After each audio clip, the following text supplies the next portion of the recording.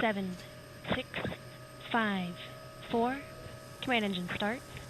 2, 1. Shepard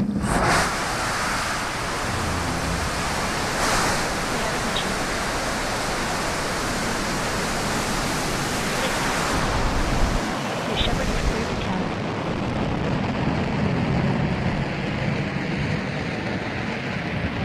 And New Shepard has cleared the tower on her way to space.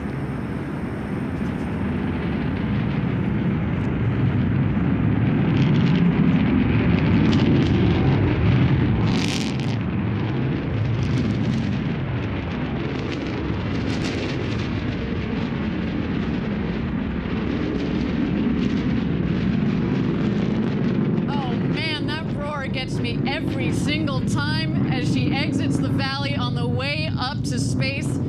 Again, we are aiming for an altitude of about 350,000 feet or 105 kilometers this morning. You can follow along as she gains speed in the top right corner of your screen. And of course, as she reaches her altitude, you can follow along on the bottom left corner of your screen. We have confirmed max Q. That was the most intense part of flight on the rocket, maximum dynamic pressure as we call it, and a nice clean burn on that BE-3 engine. Go, baby, go.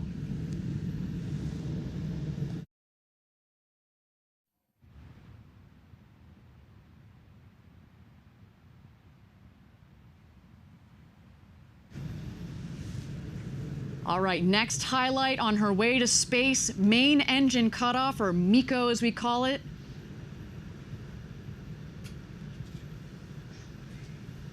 Now, if you and I were flying on New Shepard right now, we're gonna feel those G's come on. It peaks at about 3.5 G's or so. But as we've talked about on other webcasts, in the entire flight, you peak at about 5 G's, but just momentarily on descent, in fact.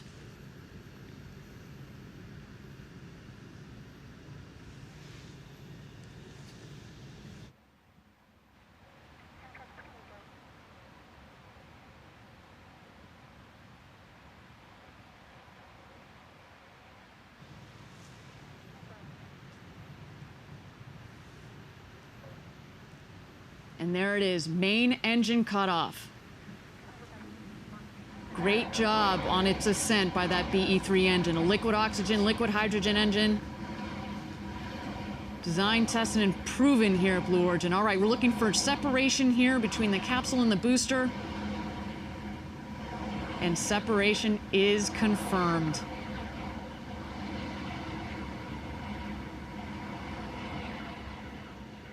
Those payloads are getting a nice ride this morning, experiencing those clean micro-Gs. And again, if you and I were up there, we'd be doing those somersaults, maybe a superwoman across the capsule, and I for sure would be gazing out those huge, beautiful windows.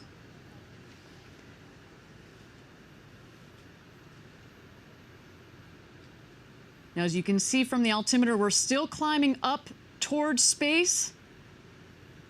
But the speed is coming down, obviously, because we have turned off the engine.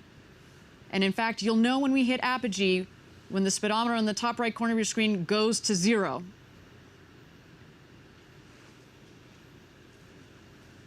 And there we go. We have passed the Kármán line of 100 kilometers, or about 328,000 feet. But continue our climb here, looking for apogee.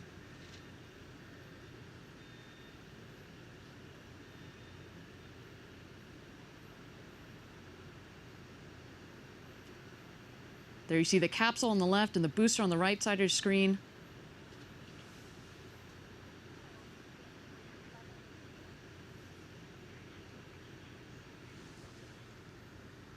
All right, and we have an unofficial number of about 343,000 feet. Congratulations, New Shepard team, on your 6th flight to space. Now let's bring her home.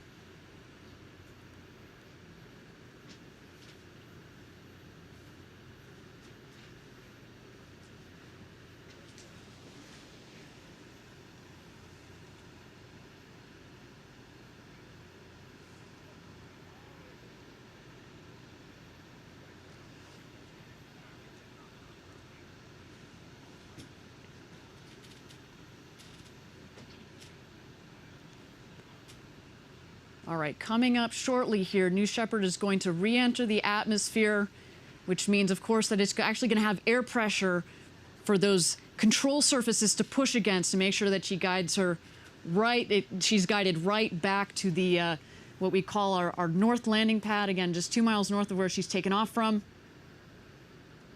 But shortly here, we're going to look for the wedge fins to deploy.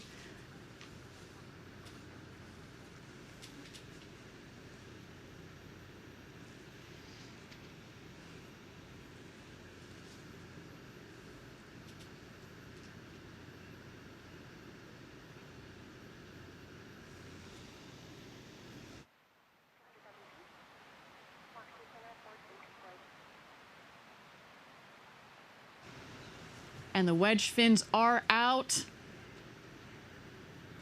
All things looking nominal. You may recall those wedge fins are housed up in the what we call our ring fin. As the rocket's coming back down, the air is flowing through that ring fin, centralizing the pressure, and that keeps the rocket nice and stable and straight as it's coming back down to land. Of course, the wedge fins also help with the stability of the rocket as she descends back home to Earth. Next, we'll be looking for the drag brakes to deploy. Those are also housed in the ring fin, and that's going to dramatically cut the speed of the rocket.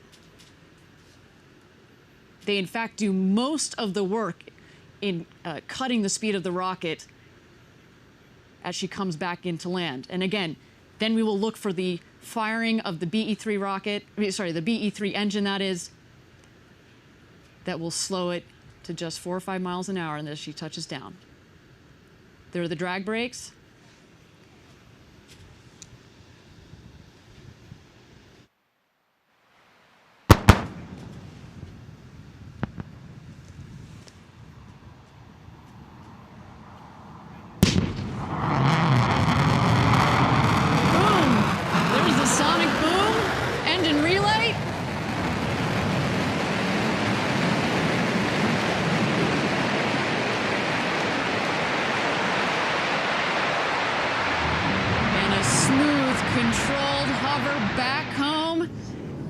Touchdown.